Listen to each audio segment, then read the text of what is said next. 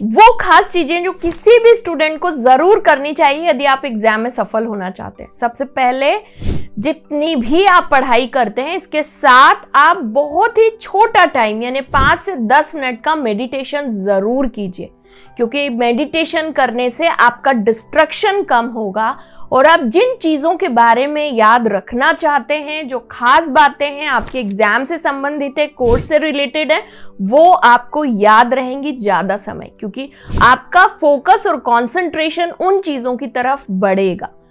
ये वो समय होता है जब कई लोग हमें बताते हैं कि उन्हें याद नहीं रहता, पढ़ाई बहुत की है लेकिन याददाश्त की प्रॉब्लम यदि आपको बार बार हो रही है, तब भी आपको सुबह का समय होता है वो बहुत महत्वपूर्ण है। आप जब भी सोकर जाग रहे हैं 8 बजे 7 बजे, वैसे तो जल्दी जागना चाहिए स्टूडेंट्स को, लेकिन यदि आप देर रात पढ़ाई कर रहे हैं और सुबह जब भी आप जाग रहे हैं तो कम से कम उठने के आधे घंटे के भीतर आप कोई इलेक्ट्रॉनिक डिवाइस मत देखिए, सबसे पहले मेडिटेशन कीजिए।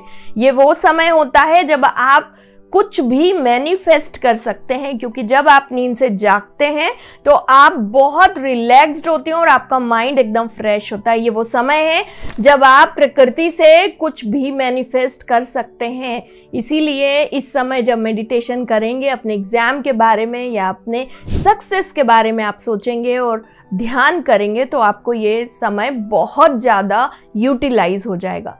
दूसरी खास बात, आपको किसी भी एक मंत्र की चैंटिंग जरूर करनी चाहिए। हमारे शास्त्रों में, पुराणों में इस चीज की बहुत अच्छे से वर्णन किया गया है कि आप जब भी किसी मंत्र की चैंटिंग करते हैं, साउंड एनर्जी जो होती है वो आपके ग्रंथियों में सिक्रीशन को बढ़ाती है और ये आपको मदद करता है आपके जीवन में आपकी कार्य शक्ति बढ़ाने के लिए, क्योंकि ये समय होता है जब हमें स्वस्थ भी रहना है एग्जाम के पहले और एग्जाम के समय भी, और साथ ही हमें बहुत अच्छा परफॉर्म भी करना है।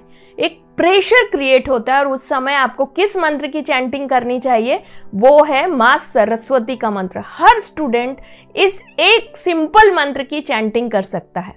माँ सरस्वती का मंत्र है ऐं सरस्वते नमः। एम उनका बीज मंत्र है, सरस्वती जी का नाम है, विद्या की देवी है। नमः यानी जब भी आप नमः करते हैं तो जो ऊर्जा है माँ सरस्वती की वो आप इन्वोक कर रहे हैं या आप उनको आह्वान कर रहे हैं। लेकिन यदि ज्योतिषीय दृष्टिकोण से बात करूं तो माँ सरस्वती की चैंटिंग उस समय भी की जाती है जब राहु और केतु हमारे बहुत खराब होते हैं। क्यों?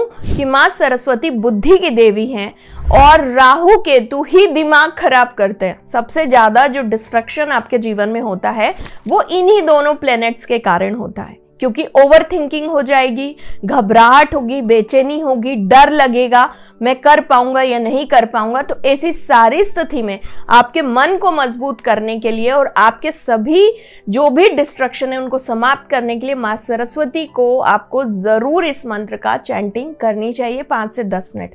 जब भी आप पढ़ने बैठते हैं तो 5 मिनट का ऐसा समय निकालिए, आंख बंद कीजिए, माँ सरस्वती का ध्यान कीजिए और इस मंत्र को दोनों हाथ इस तरह से रख के और आप चैंटिंग कर सकते हैं साधारण मुद्रा में, अपनी जगह पे अपनी कुर्सी पर बैठकर ऐं सरस्वते नमः, ऐं सरस्वते नमः। माँ सरस्वती के और भी बीज मंत्र हैं।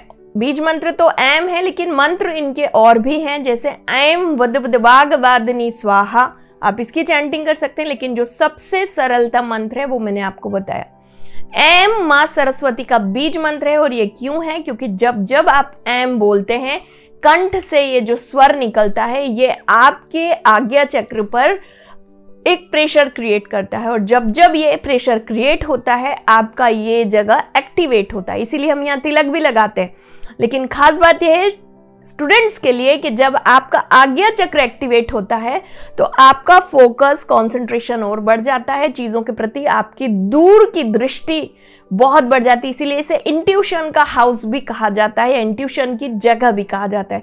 यानी आप जो पढ़ रहे हैं उसमें आपकी इंट्यूशन इस तरह की होगी कि किस तरह से आपको आपकी स्टडी को डिजाइन करना है जो आप ज्यादा से ज्यादा अपने एग्जाम में सक्सेस हो सके, ज्यादा लिख सकें, ज्यादा बेहतर कर सके। ये सारी चीजें आपको समझ में आएंगी। इसीलिए बहुत छोटी छोटी टेक्निक्स हैं जिससे आपको ये करना चाहिए। तीसरी और बहुत ही इंपॉर्टेंट चीज जो है वो आपको जरूर करनी चाहिए कि थोड़ी देर हो सके तो जब भी आपको दोहराना हो आपके सिलेबस को, जो भी आपने याद किया है, उस समय अपने पैर हरी घास पर जरूर रखिए। 5 से 10 मिनट 15 मिनट जो भी वॉक का समय आप करते हैं अपनी पूरी दिनचर्या में, वो हरी घास पे चलिए।